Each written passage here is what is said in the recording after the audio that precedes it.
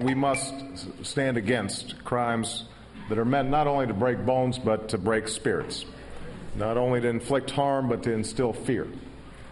You understand that the rights afforded every citizen under our Constitution mean nothing if we do not protect those rights, both from unjust laws and violent acts.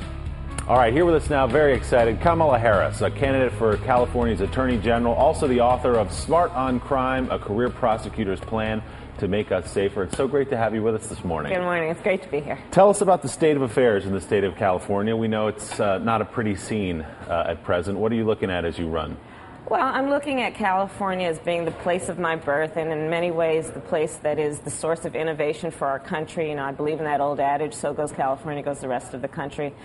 So in that way, you know, we have Silicon Valley. We have produced great things that have changed the way that America lives.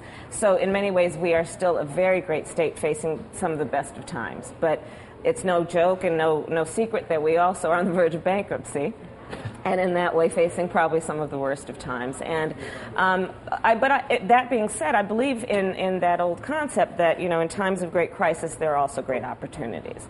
And I think our situation in terms of our economic situation is forcing us to critically look at the way we've been doing business and evaluate whether, even when we had more money, were we engaged in good and productive systems. And your book focuses on crime. The book is called Smart on Crime. Right. What does it do to our ability to prosecute criminals, to put them in prisons, when your state is essentially bankrupt and you don't have the funds to take care of, you have to cut back on police forces?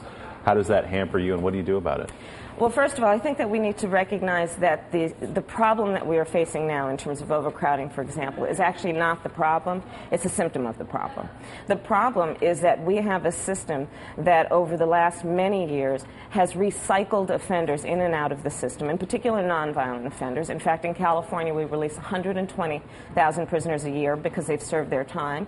But within 3 years of their release, 70% reoffend, recidivate. It's the highest recidivism rate in the country, although not by far.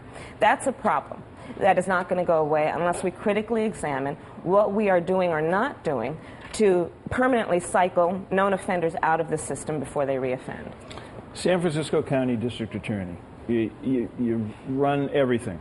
The whole range of crimes, from you know, minor misdemeanors to felonies to murders, homicide, whatever. That's right. Okay, so you're in court each and every day. Years ago, I can remember this vividly. I used to write about it all the time. Mm-hmm. Young kid in juvenile court. He's in there for assault and battery on his live-in stepfather. Yeah. And the judge threatens him verbally in court, says, look, you know, if you continue to do this, is the fourth time you've been here, I'm going to send you to juvenile lockup. The kid looks at the judge and says, I don't care where you send me, just don't send me home. What do we do about kids and crime? That's a great question. I'm a career prosecutor, and I can tell you, after trying many cases that were included in the juvenile system, and homicides and rapes and child sexual assault cases, the whole gamut, we have to recognize that youth in our system are there for a number of reasons, and you know, I would prefer that we look at them in a way that recognizes that if we intervene early on in terms of what might be post-traumatic stress disorder in youth or chronic truancy in youth, if we deal with them early on, we're going to save ourselves a lot in terms of public safety and public dollars later in their life. So, for example, one of the areas of focus for me in San Francisco has been on dealing with the fact that we've got an exorbitantly high number of elementary school students who are habitually and chronically truant.